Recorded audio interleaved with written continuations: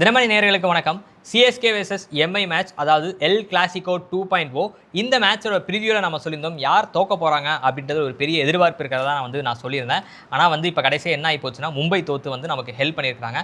இந்த சீசனில் 2 முறை சிஎஸ்கே மும்பை மோதிருக்கிறாங்க. 2 முறை மும்பை தோற்று சிஎஸ்கேக்கு உதவி இருக்கிறாங்கன்னே சொல்லலாம். ஸோ இதனால் சிஎஸ்கேவோட பிளே ஆஃப் வாய்ப்பு எந்த அளவுக்கு ஓப்பனாக இருக்குது அப்படின்றத இந்த வீடியோவில் நம்ம பார்க்கலாம்.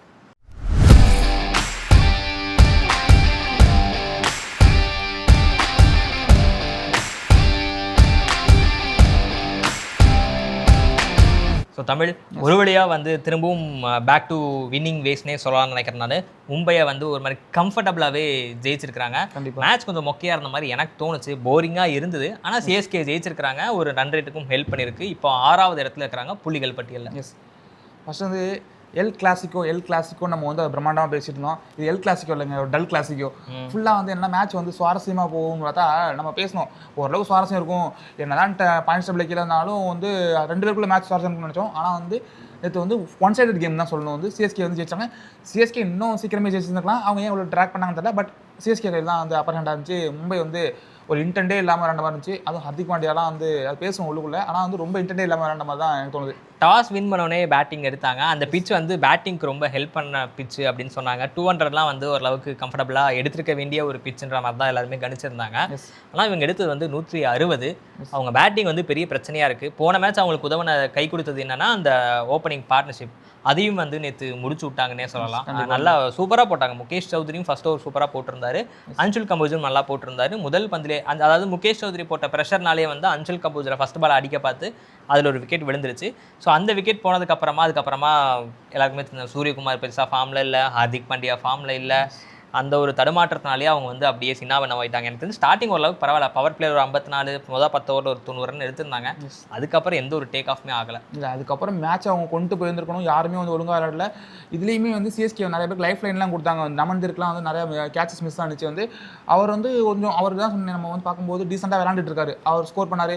சூரியகுமார்ட்டேருந்து ஒரு பெரிய இன்னிங்ஸில், திலக்குமார்ட்டேருந்து இல்லை சொன்ன மாதிரி நீங்கள் ஃபஸ்ட் பேட்டிங் எடுக்கும்போது இப்போ ஈவன் டாஸில் கூட என்ன பண்ணியிருப்பாங்கன்னா ருத்ராஜ்கிட்ட கேட்டுருப்பாங்க, நீங்கள் டாஸ் என்ன பண்ணியிருப்பீங்கன்னு கேட்கும்போது அவர் சொல்லுவார்னா, நானும் பேட்டிங் தான் எடுத்துருப்பேன், பட் பவுலிங் போடுறது பெரிய விஷயம் இல்லை, அதுவும் எனக்கு பிடிச்சிருக்கு அப்படிங்கிற மாதிரி, பவுலிங் ஓகே தான் அப்படிங்கிற மாதிரி சொல்லியிருப்பாரு. அப்போ பேட்டிங் ஃபஸ்ட்டு எடுத்துருப்பேன் அவரே சொல்கிறாருன்னா என்னன்னா, பேட்டிங் நல்லா ஸ்கோர் பண்ண முடியும். 200+ ஸ்கோர் பண்ணியிருந்தாங்கன்னா கண்டிப்பாக டஃப் கொடுத்துருப்பாங்க. ஏன்னா சிஎஸ்கே விளாண்டதை நம்ம பார்த்தோம்.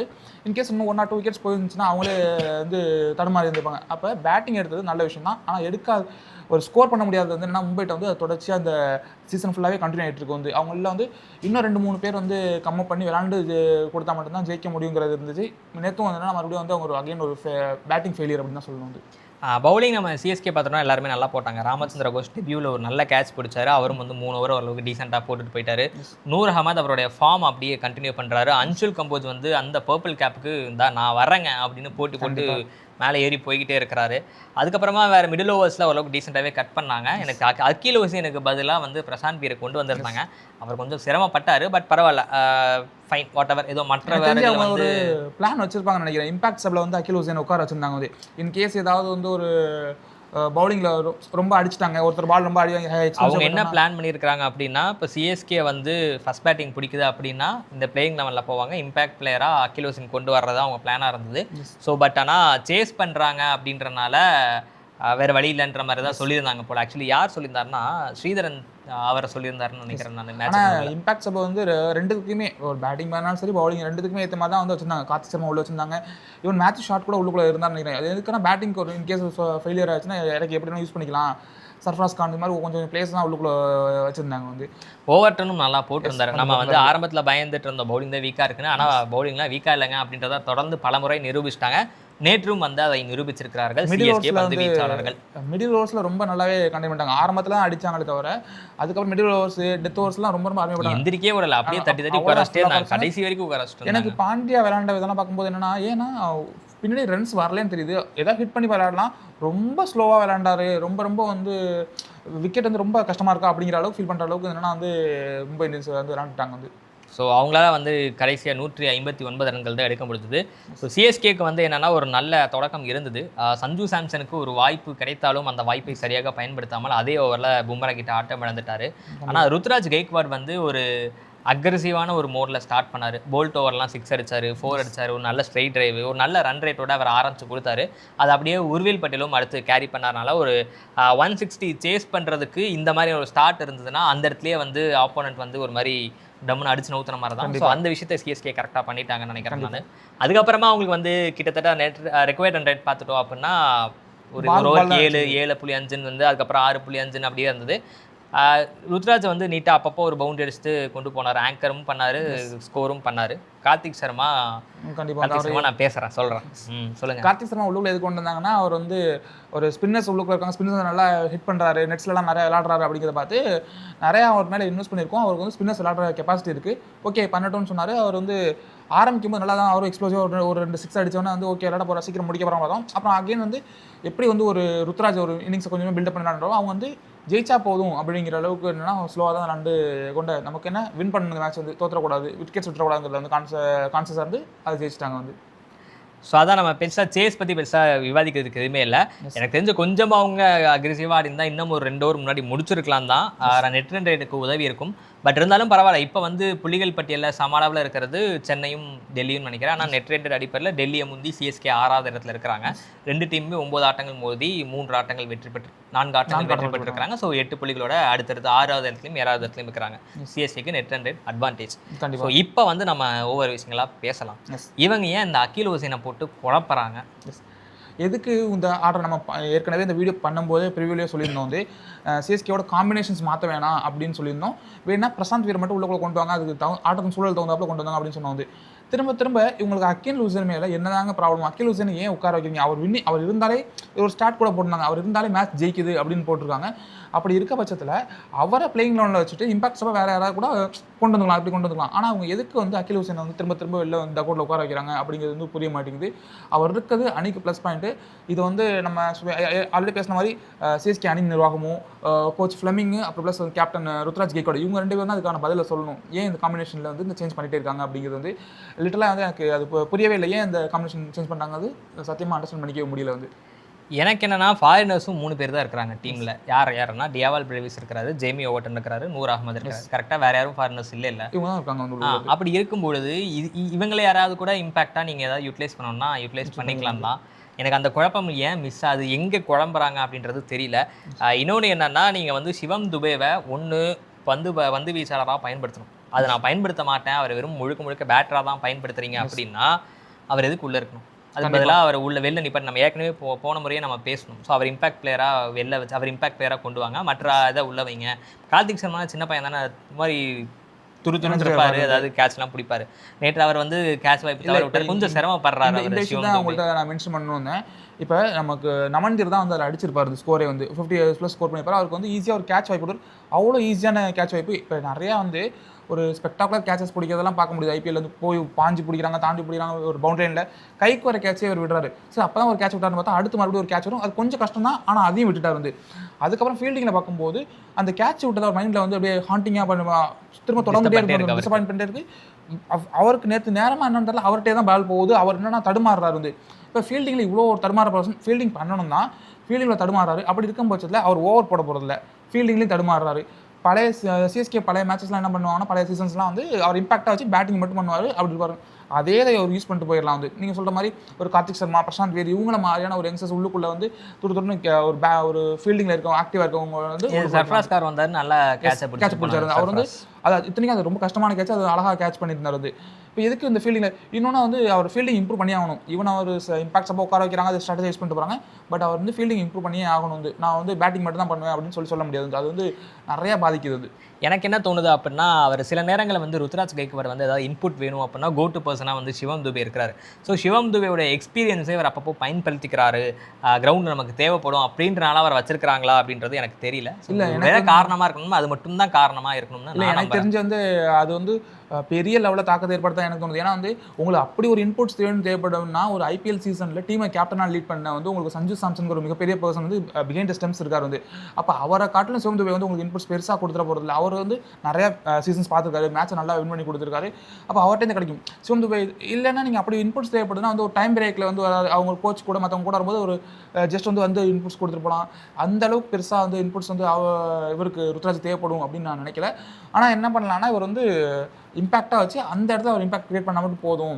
இந்த இன்புட்ஸ்க்காக ஒரு இங்கே வச்சுக்க வேணாம். இன்புட்ஸ் கொடுக்குறாங்கிறதே எனக்கு வந்து டவுட் தான் வந்து அந்த அளவுக்கு எனக்கு தெரியும். எனக்கு இன்னொன்று என்னன்னா, இப்போ அடுத்து சொல்ல போகிற விஷயத்து மூலமா சிவம் துபே இந்த டீமுக்கு தேவையா அப்படின்ற கேள்வி நான் எழுப்புவேன். ஏன்னா அவர் பந்து வீசுறது இல்லை, ஃபீல்டிங்கில் சிரமப்படுறாரு. கண்டிப்பாக. ஸோ இப்போ இம்பாக்ட் பிளேயராக வச்சிங்கன்னா பேட்டிங் மட்டும் கொண்டு வரணும்.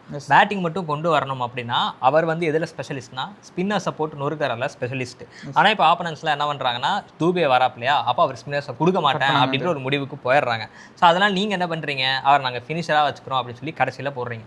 அவர் உள்ளதுலேயே வந்து ரொம்ப அன்கம்ஃபர்டபுளான ஒரு சுச்சுவேஷன்னா ஃபினிஷிங்கில் இருக்கும். ஏன்னா எல்லாருமே வந்து அவருக்குன்னே ஏத்தப்பில் வைட் லைனில் போடுறதாகட்டும் இல்லை ஷார்ட்டாக போகிறதாகட்டும் அவரை சிரமப்படுத்துகிறாங்க. ஸோ இப்போ ஃபினிஷிங்க்கு ஆள் இல்லை, எல்லாருமே வந்து ஒரு மாதிரி யங்ஸ்டர்ஸாக இருக்காங்க, ஒரு எக்ஸ்பீரியன்ஸ் தேவைப்படுதுன்ற ஒரு ரீசனுக்காக மட்டும் நீங்கள் சிவம் துபே வச்சுருக்கீங்க அப்படின்னா சிவம் துபே அவர் ஒரு அன்கம்ஃபர்டபுளான சிச்சுவேஷன். அவரோட பொட்டன்ஷியல் இப்பவும் எனக்கு நம்பிக்கை இருக்குது. ஆனால் அவ்வளோ கஷ்டப்படுத்தி அவரை பயன்படுத்தணுமா அப்படின்றது என் கேள்வியாக இருக்குது. ஸோ இப்படி நீங்கள் கொண்டு வரனால தான் வந்து சிவம் துபே நான் டீமில் இருக்கணுமான்னு கேட்குறேன். சிவம் துபே இருக்கணும்னா நான் நல்லாவே இந்த கொஸ்டினால நல்லாவே புரிஞ்சுக்க முடியுது. ஏன்னா வந்து அப்படி ஒரு நிலைமை உருவானுச்சுன்னா அது வந்து சிவம் துபேயோட கெரியருக்கு தான் வந்து ஆபத்து. அவர் வந்து ஒரு விளையாட முடியாத ஒரு சூழலில் அந்த ஒரு பழக்கப்படாத ரோலுக்கு போயிட்டு திரும்பி வந்து புதுசாக நான் சரி பண்ணுறேன் அப்படிங்கிற அதுக்கு தான் நீங்கள் வந்து கோடிக்கணக்கில் காசு கொடுத்து வந்து ஒரு பிரசாந்த் வேரியும் கார்த்திக் சர்மா எடுத்து போட்டீங்க. அவங்க நீங்கள் எவ்வளோ ட்ரை பண்ணலாம், பிரச்சனை இல்லை. வந்து இவரோட பலம் என்னவோ அதெல்லாம் யூஸ் பண்ணணும். வந்து நீ அந்த இடத்த விட்டுட்டு நான் புதுசாக கொடுக்குறேங்கிறது வந்து அணிக்கு எந்த அளவுக்கு ஒரு கெடுதலோ அதே மாதிரி வந்து என்ன ஆகுதுன்னா வந்து ஒரு சிவம் துபேயோட ஒரு இண்டிவிஜுவல் கெரியருக்கும் வந்து அவர் வந்து ஒரு நல்லது பண்ண போகிறது. அது வந்து ஒரு கெட்ட விஷயம் தான். வந்து அவரை நீங்கள் அப் பண்ணி நீங்கள் 7-8 ஓவர்ட்டெல்லாம் அவர் வராருன்னா அவருக்கு என்ன கண்டிப்பாக வந்து அவரை ஸ்பின்னர்ஸ் ஃபேஸ் பண்ணாமல் போக முடியாது. வந்து அப்போ அந்த இடங்கள்ல தான் வந்து இது பண்ணணும். அப்படி இல்லாமல் ஒரு ஃபினிஷராக வச்சுக்கிறீங்கிறது வந்து ஒரு தவறான முடியாதான் பார்க்கணும். நம்ம ஆல்ரெடி இந்த இதை வந்து நம்ம பழைய வீடியோஸ்லையுமே சொல்லியிருக்கோம். வந்து அவர் ஃபினிஷராக வந்து செட் ஆக மாட்டார். வந்து அவரோட பலத்தில் எந்த பொசிஷனில் இருக்காரோ அந்த இடத்துல இருக்கிறது தான் வந்து சரியான விஷயமா இருக்கும்.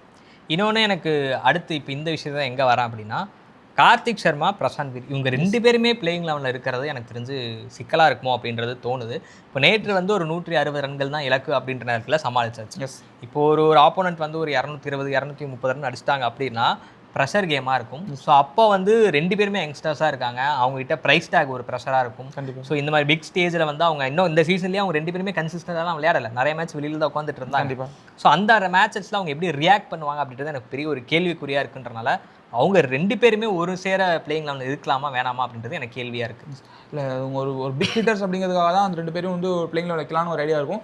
நீங்கள் சொல்கிற மாதிரி இந்த பிளேயிங் லெவலில் 2 பேரும் வேணுமாங்கிறது வந்து ஒரு முக்கியமான ஒரு கன்சர்ன் தான். அதை வந்து டீம் மேனேஜ்மெண்ட் திங்க் பண்ணணும். இன்னொன்று பிரசாந்த் வீர் உள்ளுக்குள்ளே இருக்கணுங்கிறதுக்கான ரீசன் சொன்னதே என்னன்னா அவரோட பந்துவீச்சுக்காக தான். வந்து அவரால் பால் பண்ண முடியும், அதே மாதிரி பவுல் பண்ண முடியும், அதே மாதிரி பேட்டிங் நல்லா வந்து பிக் ஹிட்டிங் அடிக்க முடியும் அப்படிங்கிறதுக்காக உள்ள வச்சிருந்தோம். அடிப்பாரு. எதுக்காக நேற்று வந்து இதை எதுக்கு சொல்ல வந்தோன்னா, நேற்று அவர் பவுல் பண்ணார் வந்து பிரசாந்த் பண்ணார். ஆனால் என்னன்னா அந்த அளவுக்கு ஒரு இம்பாக்ட்ஃபுல்லாக வந்து அவரால் எதுவும் பண்ண முடியல. ஒரே ஓவரில் 3 6 அடிச்சு அவர் என்னன்னா வந்து கொஞ்சம் ப்ரெஷர் ஆனதான் பார்க்க முடிஞ்சு. பேட்டிங்லாம் அவர் கொஞ்சம் விளையாட சான்ஸ் கிடைக்கல. பவுலிங்கில் பொறுத்த வரைக்கும் என்ன பார்த்தீங்கன்னா வந்து இந்த இது பார்க்க முடிஞ்சு. அப்போ லிட்டரலாக என்னன்னா இதை வந்து நீங்கள் அகில் ஹுசேனே நீங்கள் சொல்கிற மாதிரி பண்ணியிருந்திருப்பாரு. அந்த இடத்துல வந்து பிரசாந்த் வீர் தேவையா அப்படிங்கிற கேள்வி இருந்துச்சு. ஒன்ஸ் வந்து சரி எப்படி பவுல் பண்ணுறான்னு பார்க்கறதுக்கு ஒரு சான்ஸ் கிடைச்ச மாதிரி இருந்துச்சு. அதுலேயுமே அவரால் வந்துன்னா பெருசாக இம்பாக்ட் ஏற்படுத்த முடியல. இதே 160ங்கிறதுனால நம்ம சேஸ் பண்ணோம் அப்படிங்கிறனால பிரச்சனையே கிடையாது. வந்து இது எதுவுமே தெரியாமல் போச்சு. அவர் பவுலிங் ஒழுங்காக பண்ணலை, அதெல்லாம் வந்து ப்ரெஷர்லாம் வெளில தெரியாமல் போச்சு. இன்கேஸ் அவங்க வந்து நம்ம ஃபஸ்ட்டு பேட்டிங் பிடிச்சி அவங்க சேசிங் பண்ணியிருந்தாங்கன்னா இந்த மாதிரி பவுலிங் போடும்போது ஒரு ஓவரில் 3 6 அவங்க தெளிவாக இருக்காங்க. ஒருவேளை அப்படி இருக்குது அப்படின்னா இவங்க அகில் ஹுசேனை கொண்டு வந்துடுறாங்களாம். ஸோ இப்போ இவங்க பிரச்சனை அதான் அவங்க நேற்று அந்த அகில் ஹுசேன் என்னவா பயன்படுத்துகிறாங்க அப்படின்னா, சிஎஸ்கே வந்து ஃபஸ்ட்டு வந்து பேட்டிங் பிடிக்கிறாங்க அப்படின்னா அகில் ஹுசேன் இருப்பார், பிரச்சனை இல்லை அப்படின்ற பிளானில் இருக்காங்க. சிஎஸ்கேக்கு வந்து ஃபஸ்ட்டு பவுலிங் பண்ணுறது ஃபஸ்ட்டு பேட்டிங் பண்ணுறதுக்கு வாய்ப்பு கிடைக்கல அப்படின்னா தான் உங்களுக்கு இந்த குழப்பம் ஏற்படுதுன்னு இருக்காங்க. அந்த குழப்பம் எனக்கு வந்து என்ன பிரச்சனைனே தெரியல. பிரசாந்த் வீரை கொஸ்டா ஒரு தாராளமாக அகில் ஹுசேன் ஆட வைக்கலாம். பிரசாந்த் வீர் அப்படி அடிக்க போகிற அந்த எக்ஸ்ட்ரா ரன்னா அகில் ஹுசேன் அடிக்க முடியுமானா, பிரசாந்த் வீர் ஒரு எக்ஸ்ட்ரா 20 ரன் அடிச்சிட்டாருன்னா அகில் ஹுசேனால 20 ரன் அடிக்க முடியலன்னே வச்சுக்கோங்களேன். அந்த எக்ஸ்ட்ரா 20 ரன்னா 10 ரன் தான் அடிக்கிறான்னு வச்சுக்கிட்டுமே. ஆனால் அந்த 10 ரன் டிஃபரன்ஸை அவரால் பந்து வீச்சில் கொண்டு வர முடியும்னு நான் நம்புறேன். கண்டிப்பாக அவர் வந்து டாட் பால்ஸ் போட்டு கிரியேட் பண்ணி நிறையா பண்ண முடியும். வந்து விக்கெட்ஸை உருவாக்கலாம். நூர் அகமதுக்கு ஒரு சப்போர்ட் பண்ணலாம் அந்த பக்கம் ப்ரெஷர் கிரியேட் ஆகிறப்போ. எனக்கு இந்த லாஜிக் எனக்கு என்னால் இல்லை. இது வந்து நமக்கு மட்டும் இல்லை, வெளில பார்க்குற எல்லாருக்குமே பண்ணுற கொஸ்டின் வந்து ஈவன் அந்த கமெண்டேட்டர்ஸ் பண்ணுறதா இருக்கட்டும், வெளில பண்ணுறவங்க எல்லாருமே இந்த கேள்வி கேட்குறாங்க. அதுக்கான பதில் வந்து எனக்கு அது நம்மளால் புரிஞ்சிக்க முடியல. நம்ம பேச தான் முடியுமே தவிர ஒரு சிஎஸ்கே அணி நிர்வாகமும் அவங்க என்ன திங்க் பண்ணுறாங்க நம்மளால் வந்து இவங்க இந்த ஆஸ்பெக்ட்லாம் போகிறாங்க அப்படிங்கிறத வந்து கெஸ் பண்ண முடியல. ஒரு மேட்ச்சில் இப்படி ஒரு டிசிஷன் எடுத்தாங்கன்னா அடுத்த மேட்ச்சில் அப்படி ஆப்போசிட் ஒரு டிசிஷன் எடுக்கிறாங்க. வின்னிங் காம்படிஷன் நம்ம ஒன்று பேசணும்னா அவங்க பதிலுக்கு என்ன பண்ணுறாங்கன்னா, இதை நான் வின்னிங் காம்படிஷன் சொல்கிறீங்களா, நான் இதுலேருந்து மாற்றம் பண்ணுறேன் அப்படின்னு சொல்கிறாங்க. மாற்றம் பண்ணி ஜெயிச்சா பிரச்சனை இல்லை, அது ஜெயிச்சாமல் தோத்துட்டிங்கன்னா வந்து உங்களுக்கு ப்ராப்ளம். இன்னும் வந்து பிளே ஆஃப்ஸ் நோக்கி போகும்போது அது இன்னும் அதிகமாக உங்களோட பிரச்சனை வந்து அதிகப்படுத்தி விட்ரும் அப்படிங்கிறதான் தெரிஞ்சுக்கணும். எனக்கு இன்னொன்று கார்த்திக் சர்மா நேற்று நல்லா விளையாண்டாரு. 40 பால் 54 ரன் கிட்ட ஏதோ அடித்தார். 160 டார்கெட்னால அவரால் அந்த கேம் விளையாட கண்டிப்பா. முடியும். திரும்பவும் அதான் சொல்கிறேன், ஒரு 220 230 ரன்கள்னா அவரால் அந்த கேம் ஆடி இருக்க முடியுமா அப்படின்னா அவர் ப்ரெஷரில் தான் இருந்திருப்பார். அவருக்கு 616 கேப்பபிலிட்டி எல்லாமே இருக்குது, அதெல்லாம் எந்த மாற்று கருத்துமே இல்லை. ஆனால் ஒப்பீட்டு அளவில் பிரேவிஸ் மாதிரியான ஆட்கள் வந்து விளையாடக்கூடிய நேரத்தில் இவரை முன்கூட்டியே இறக்குறத வந்து நீங்கள் வந்து ஃப்யூச்சருக்கு தயார்படுத்துறீங்க, சரி ஓகே. ஆனால் இப்போ இருக்கிற க்ரூசியல் சுச்சுவேஷனில் நம்ம எந்த ஸ்டேஜில் இருக்கோம் அப்படின்னு இருக்குல்ல. ஸோ இந்த மாதிரி நேரத்தில் வந்து கார்த்திக் சர்மா நான் அவரை குறைச்சி மதிப்பிடலை, அவர் வேண்டாம் தப்பு அப்படின்ற மாதிரி நான் அவரை ஒரு மாதிரி இது பண்ணலை, ஸ்டாம்ப் பண்ணலை. ஆனால் அவர் கொஞ்சம் இன்னும் எனக்கு என்னமோ நான் பார்த்த வரைக்கும் அவர் சிரமப்படுறாருன்னு தான் நான் நம்புகிறேன். அதுக்கு என்ன சாமி பண்ணுறது, இப்போ வந்து உங்களுக்கு சான்ஸ் கொடுத்து அவங்களை வளர்த்து விட்டால் தான். நீங்கள் தான் ஒரு வீடியோவில் நம்ம பேசும்போது சொல்லியிருப்போம் வந்து ஒரு யங்ஸ்டர் இருக்காங்களா, ஒரு 10 மேட்ச் தோத்தாலும் பரவாயில்ல கொடுக்குறீங்களான்னு கேட்குறேன். நீங்கள் 10 மேட்சும் கொடுக்கவும் மாட்டீங்க, அதான் என் கேள்வி. ஒன்று நீங்கள் 10 மேட்ச் கொடுக்கல ஸ்ட்ராங்காக இருக்கு, இல்லை அப்பப்போ ஆட வைக்கிறீங்க அப்படின்னா நீங்கள் எந்த மேட்ச்சில் எப்போ ஆட வைக்கிறீங்கன்றதும் ஒரு கேள்வியாக இருக்குது. இப்போ க்ரூஷியல் சிச்சுவேஷன் இருக்குது. இப்போ இந்த நேரத்தில் வந்து வாய்ப்பு தருவீங்களா? நீங்கள் வாய்ப்பு தருவீங்கன்னா ஆரம்பத்துலேருந்தே கொடுத்துருக்கலாமேன்ற. இதான்ப்பா உன் டெசிக்னேட்டட் ரோல், நீ இந்த பொசிஷனில் ஆடுவ, இன்கேஸ் ஏதாவது சிச்சுவேஷன் மாறினா மட்டும் உன்னோட ரோல் மட்டும் மாறும் அப்படின்னு சொல்லி நீங்கள் பிளான் இருந்தால் ஓகே. அதுவும் இல்லை. போன மேட்ச் இம்பாக்ட் பிளேயராக சர்ஃப்ராஸ் கான் வந்தார். நான் நேற்று சர்ஃப்ராஸ் கான் தான் இம்பாக்ட் பிளேயராக வருவார் நான் நினச்சின்னு இருந்தேன். பார்த்தா கார்த்திக் சர்மா பேடு கட்டின்னு உட்காந்துருக்கிறாரு. இல்லை இப்போ என்னன்னா நம்ம ஃபஸ்ட்டு யோசிச்சோம்ல, வந்து ஒரு சீக்கிரம் மேட்ச்சை முடிச்சா நமக்கு ரன் ரேட் கிடைக்கும். இன்னொன்று அவங்களுக்கு எல்லாம் ஒரு பெரிய நம்பிக்கை இருந்தோம், சர்ஃப்ராஸ் கான் கொண்டு வந்துருக்கலாம். ஏன் உங்களுக்கு கொண்டு வந்து எனக்கு என்ன தோணுதுன்னா, ஸ்கோர் கம்மி வந்து இவர் வந்து ஒரு 4-5 ஹிட் அடிச்சு வந்து இவருக்கு வந்து ஒரு கொஞ்சம் ரன்ஸ் இது ஒரு 20-30 ரன் அடிச்சா கூட அடுத்த ரவுண்ட் இவங்க அடிச்சிருவாங்க நம்பிக்கையில் தான் வந்து என்ன பண்ணிட்டாங்கன்னா, அந்த ஸ்கோரை பொறுத்து தான் எனக்கு இந்த டிசிஷன் எடுத்தாங்களே தவிர, ஸ்கோர் பிக்காக இருந்தால் எனக்கு தெரிஞ்சு வந்து அவங்க எக்ஸ்பீரியன்ஸ்னான பிளேயர் சர்ஃப்ராஸ் கானுக்கு தான் போயிருந்திருப்பாங்க வந்து இந்த கார்த்திக். அதான் இப்போ ஒன்று நீங்கள் நம்புறதா முழுசாக நம்புங்க, இல்லை நான் வாய்ப்பு தந்து ட்ரெயின் பண்ணுறேன் அப்படின்னா இந்த மாதிரி நேரத்தில் அது வேண்டாம் அப்படின்பா நான். ஸோ உங்களுக்கு கிளாரிட்டி வேணுன்ற, இதுவா அந்த இது எனக்கு இல்லாத மாதிரி எனக்கு ஃபீல் ஆகுது. இல்லை கண்டிப்பாக இந்த சீசன் ஃபுல்லாக நீங்கள் பார்த்தீங்கன்னா வந்து அவங்களுக்கு நீங்கள் எந்த கேமில் தான் அவங்க கிளாரிட்டியாக எடுத்தாங்க நம்ம சொல்ல முடியும். வந்து ஒரு ஜெயிச்சு தான் ஒவ்வொரு கேம் ஜெயிக்கிறாங்க, ஜெயிக்கிறது வந்து இந்த கேமில் கிளாரிட்டியாக ஜெயிச்சோம்ப்பா ஒரு ஃபிக்ஸ் பண்ணி போனோம் அப்படின்னு நம்ம சொல்ல முடியாது. அந்த பேக் டு பேக் வின் பண்ண கேம் இருக்குல்ல, வந்து ஒரு 2 கேம் 3 கேம் வின் பண்ணாங்களே, அப்போ மட்டும்தான் வந்து ஓரளவுக்கு அந்த காம்பினேஷன் பெருசாக அவங்க மாற்றல ஜெயிச்சாங்க. மற்றபடி எல்லா மேட்ச்சுக்குமே அவங்களுக்கு வந்து என்னன்னா வந்து ஒரு ஷேக்கியாக தான் இருந்திருக்காங்க. இப்போ கார்த்திக் சர்மா பிரசாந்த் வீரை பொறுத்த வரைக்கும் அவங்க தொடர்ச்சியாக வாய்ப்பு கொடுக்கவும் அவங்களால முடியலை, அவங்களை எந்த இடத்துல யூஸ் பண்ணுறதுன்னு கிளியராக தெரியல. இன்னொன்று இப்போ உள்ள 5 கேமுக்கு தொடர்ச்சி வாய்ப்பு அவங்க கொடுப்பீங்களான்னு கேட்டாங்கன்னா அவங்க வந்து யோசிப்பாங்க தான். ஏன்னா வந்து இந்த 5 மேட்ச் ஜெயிச்சா தான் பிளே ஆஃப்ஸ் போக முடியும் வந்து. அப்போ யூஸ் பண்ணிக்குவோன்னு நினைப்பாங்களே தவிர இந்த இடத்துல சரியாக வருவான்னு டீம் மேனேஜ்மெண்ட் எப்படி திங்க் பண்ணுதோ, அவங்களோட கன்வீனியன்ட்டுக்கு ஏற்ற மாதிரி திங்க் பண்ணுதோ அப்படி தான் யூஸ் பண்ணுவாங்களே தவிர, இப்போ தொடர்ச்சி வாய்ப்பு கொடுக்குறது வந்து எந்த அளவுக்கு சாத்தியம்னு எனக்கு தெரியல. கொடுத்தா நல்லாயிருக்கும், ஆனால் வந்து இந்த இடத்துல அவங்க ரிஸ்க் எடுக்க மாட்டாங்கன்னு எனக்கு தோணுது. சரி ஓகே ஃபைன், நம்ம ரொம்ப போஸ்ட்மார்ட்டம் பண்ண வேணாம் அந்த இதை. ஸோ சஞ்சு சாம்சன் அடிக்காமல் அகில் ஹுசைன் விளையாடாமல் வந்து சிஎஸ்கே ஜெயிச்சிருக்காங்க அப்படின்றது ஒரு பெரிய நம்பிக்கைக்குரிய ஒரு விஷயமா இருக்கும். அன்றைக்குமே வந்து மாறலாம் ஒரு பூஸ்டாக இருக்கும்னு நினைக்கிறேன் நான். ருத்ராஜ் கெய்க்வாட் ஒரு நல்ல ஃபார்முக்கு வந்துட்டாருன்னே சொல்லலாம். போன மேட்ச் நீங்கள் நம்பலன்னு நீங்கள் ஒரு மேட்ச் தான் ஆடி இருக்கிற பார்ப்போம், இப்போ 2 மேட்ச் ஆடிட்டாரு. எனக்கு தெரிஞ்சு நேற்று வந்து ரொம்ப சூப்பராகவே விளையாண்டாரு, கரெக்டாக ஆக்சலேட் பண்ணார், எங்கே ஆக்சலேட் பண்ணணும் எங்கே இது பண்ணணும். அவர் எனக்கு ரொம்ப பிடிச்சதுன்னா நிறைய டபுள்ஸ்லாம் எடுத்தார். ஸோ யூட்டிலைஸ் பண்ணி ஃபீல்டர்ஸ் ஆலையை விட்டு டபுள்ஸ்லாம் எடுத்தார். ஸோ ருத்ராஜ் ஃபார்முக்கு வந்துட்டார், எந்த பிரச்சனையும் இல்லை வந்து பிரேவிஸும் வந்து அவருடைய அந்த பழைய அதிரடி மோடுக்கு வந்துட்டார் அப்படின்னா இந்த பேட்டிங் இன்னும் கொஞ்சம் ஸ்ட்ராங்காக இருக்கும் அப்படின்னு நான் நம்புறேன். நான் எனக்கு ஓவராலாக எனக்கு சிஎஸ்கேவோட அந்த பாடி லாங்குவேஜ் வந்து ரொம்ப நல்லா பிடிச்சிருந்துச்சு. அவங்கள்ட்ட வந்து ஒரு கான்ஃபிடன்ஸ் நம்ம பேசியிருப்போம், இன்டென்டே இல்லைன்னு சொல்லி பேசியிருப்போம். இப்போ இன்டென்ட்டாக நல்லா இருந்தாங்க. ஈவன் ருத்ராஜா இருக்கட்டும், அவருக்கு வந்து ஃபஸ்ட் மேட்ச் தடுமாறி அந்த 74 ரன் அடிச்சது வந்து இந்த மேட்ச் அந்த தடுமாற்றம் பார்க்க முடியல. அவர் கிளியராக மைண்ட் செட் வந்து நான் வந்து ஃபார்ம் பண்ணிட்டேன் அப்படிங்கிறத சொல்லுது. ஈவன் கோச் கூட என்ன பண்ணியிருப்பாருன்னா, ஃபிளமிங்கோ சொல்லியிருப்பாருன்னா, இவர் ருத்ராஜ் எப்போ பேட்டிங் ஃபார்முக்கு வந்துட்டார், பேட்டிங் ஃபார்முக்கு வந்துட்டா அவரோட கேப்டன்சியும் நல்ல விஷயங்களை பார்க்க முடியுது. அவரோட கேப்டன்சி வந்து அது பாதிக்காமல் என்ன பண்ணுதுன்னா வந்து ஒரு நல்லா டிசிஷன்ஸ் எடுக்கிறாரு அப்படின்னு சொல்லுவார். அப்போ 2 விஷயம் நடந்திருக்கு வந்து, ஒன்று அவர் பேட்டிங் ஃபார்முக்கு திரும்பிட்டார், பேட்டிங்கில் அவர் ப்ரெஷர் இல்லாமல் இருந்தாலே அவரோட கேப்டன்சி முடிவுகளும் சரியாக இருக்குது அப்படிங்கிற மாதிரி நம்ம இதை எடுத்துக்கலாம் வந்து. ஸோ இப்போ புள்ளிகள் பட்டியலில் சிஎஸ்கே எங்கே இருக்காங்க அப்படின்னா 9 ஆட்டங்களில் விளையாடி 4 ஆட்டங்களில் ஜெயிச்சு 8 புள்ளிகளோட 6வது இடத்துல இருக்கிறாங்க. டெல்லியும் வந்து அதே தான் இருக்கிறாங்க, ஆனால் ரெட் அடிப்படையில் 7வது இடத்துல இருக்கிறாங்க. இப்போ சிஎஸ்கேவோட அடுத்த மேட்ச் யார் கூட அப்படின்னா அதே டெல்லி கூட தான், டெல்லியில் போய் விளையாடுறாங்க. ஸோ அந்த மேட்ச்சில் வந்து சிஎஸ்கே ஜெயிச்சாங்க அப்படின்னா ஒரு அப்பர் எட்ஜாக இருக்கும். இப்போ வந்து 9 ஆட்டங்கள் ஆடி இருக்கிறனால இன்னும் 5 ஆட்டங்கள் இருக்குது. இந்த 5 ஆட்டங்களையுமே சிஎஸ்கே ஜெயிச்சாங்கன்னா ஒரு 10 புள்ளிகள் சுழையாக வரும். ஸோ இப்போ 8 அப்புறம் அதில் ஒரு 10னா 18 புள்ளிகள். ஸோ ரொம்ப கம்ஃபர்டபுளாக வந்து நம்ம பிளே ஆஃப்க்கு போயிடலாம். 5ல் 4 ஜெயிச்சாங்க அப்படின்னா 16. அது வந்து என்ன நடக்கும்ன்றது தெரியல, அதுக்கும் வாய்ப்பு இருக்குதா, அதுக்கு வந்து ரொம்ப குறைவு அப்படிலாம் சொல்லுவேன். ஏன்னா 14 புள்ளிகளோடய வந்து பிளே ஆஃப்க்கு போன கதைகள்லாம் இருக்குது. பட் அவ்வளோ நம்ம கீழே போவேணாம். ஸோ குறைஞ்சது 5ல் 4வது ஜெயிக்கணும் அப்படின்ற ஒரு எண்ணத்தோட போகணும். ஸோ டெல்லியோட ஜெயிச்சாங்க அப்படின்னா அது வந்து ரொம்ப ஒரு அப்பர் ஏஜ் கொடுக்கும். ஏன்னா டெல்லி வந்து அப்படியே இருப்பாங்க, 10 ஆட்டங்களும் ஆடி இருப்பாங்க, சிஎஸ்கேவும் 10 ஆட்டங்கள் ஆடி இருப்பாங்க. ஆனால் சிஎஸ்கே ஒரு இது இடம் மேலே போயிருப்பாங்கன்றது ஒன்று. அதுக்கு அடுத்த மேட்ச் வந்து லட்டு மாதிரி 2 மேட்ச் இருக்குது. லக்னோவோட பேக் டு பேக், ஒன்று லக்னோவில் லக்னோவில் தான் நினைக்கிறேன், இன்னொன்று வந்து சென்னையில் நடக்குது. ஸோ அது ரெண்டுலேயுமே வந்து கொஞ்சம் ஜெயிச்சிட்டாங்கன்னா ஒரு பெரிய ஒரு மொமெண்டம் கிடைக்கும். ஸோ அந்த மொமெண்டம் வந்து யூட்டிலைஸ் பண்ணி பிளே ஆஃப்க்கான வாய்ப்பு வந்து தக்க வச்சுக்கலாம்னு நினைக்கிறேன் நான். ஸோ விச் மீன்ஸ் என்னன்னா சிஎஸ்கேவுக்கான பிளே ஆஃப் வாய்ப்பு இன்னும் பிரகாசமாகவே இருக்குது. கண்டிப்பாக சிஎஸ்கேவோட கையிலே தான் இருக்குது. ஸோ சிஎஸ்கே அதை விடாமல் இப்படி கிராப் பண்ணிக்கிட்டாங்க அப்படின்னா பிளே ஆஃப்க்கு வாய்ப்பு இருக்குன்னு நினைக்கிறேன் நான். மற்ற அணிகளை வந்து நம்ம எதுவும் பார்க்க வேணாம்னு நினைக்கிறேன். இல்லை நீங்கள் சொன்னால் அதே ஒரே ஒரு கான்செப்ட் தான் வந்து சிஎஸ்கேவுக்கு வந்து வேறு எந்த பாயிண்ட்ஸ் டேபிள் பார்க்க வேணாம், வேறு எந்த டீமோட நெட் ரேட் பார்க்க வேணாம். 5 மேட்ச் இருக்குது, 5 மேட்ச் ஜெயிக்கணும். இதை மட்டும் மைண்டில் வச்சாங்கன்னா அவங்களுக்கு பிளே ஆஃப் வந்து சால்டாகவே அந்த வாய்ப்பு இருக்குது வந்து. அப்போ வந்து மற்ற டீமோட இவங்க ஜெயிக்கிறாங்களா, இவங்க தோக்குறாங்களா, நம்ம உள்ள வரத்துக்கு இவங்க தோக்கணும், நம்ம இப்படி ஜெயிக்கணும், அந்த எந்த கால்குலேஷன்ஸும் மேத்தமெட்டிக்கல் ஃபார்முலாஸே வேணாம் வந்து. 5 மேட்ச் ஜெயிக்கணும் வந்து.